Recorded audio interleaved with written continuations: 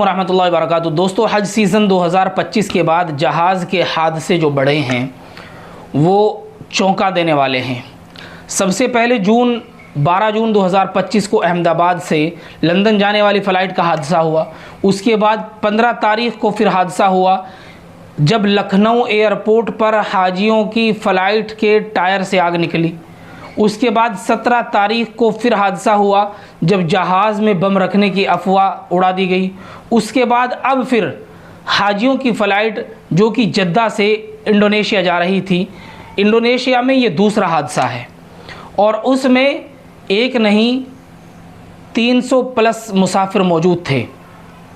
तकरीबन उसमें 376 मुसाफिर मौजूद थे, जिसमें 196 प्लस जेंट्स थे और 180 प्लस महिलाएं थी।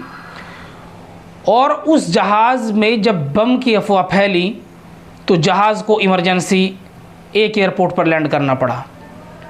आप अंदाज़ा लगा सकते हैं कि हज 2025 जो बड़ी आसानी के साथ मुकम्मल हुआ, जिसको कि पिछले 30 सालों का सबसे कामयाब और सेफ हज माना जा रहा है, यानी पिछले 30 सालों में इतना कामयाब कोई हज नहीं हो पाया है। सऊदी की फ़्लाइट SV 5688 यानी SV 5688 विमान जावा से 376 हज यात्रियों को लेकर जद्दा मस्कट सुराबाया मार्ग पर जद्दा से उड़ा था, जिसमें 196 मर्द थे और 180 औरतें थीं। जब विमान आचे क्षेत्र से गुजर रहा था तो पायलट को ओमान क्षेत्र से रेडियो संचार के माध्यम से एक आवाज़ सुनाई दी, जिसमें कहा गया कि विमान में बम होने की धमकी दी गई है।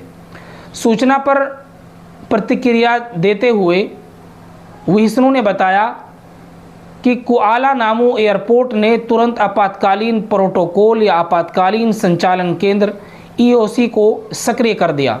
लगभग 09.27 वाइब पर विमान ने आपातकालीन लैंडिंग की और तुरंत उसे आइसोलेशन जोन में भेज दिया गया।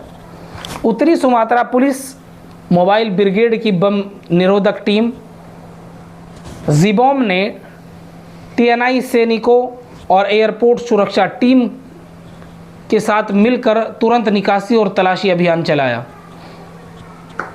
आप अंदाज़ा लगा सकते हैं कि पिछले 10 से 12 दिनों में ये जहाज़ का फ़्लाइट का 5वां या 6ठा हादसा है।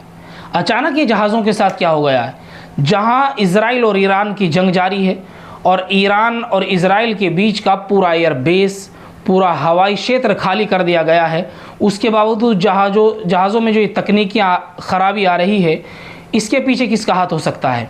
और सिर्फ हाजियों के जहाज़ में बम की अफवाह फैला देना, इंडोनेशिया के जो हाजी हैं उनके साथ ये दूसरा मामला है। और ऐसी खबरें आ रही हैं कि दिल दहला देने वाली है। खैर, किसी हाजी का कोई नुकसान नहीं हुआ है।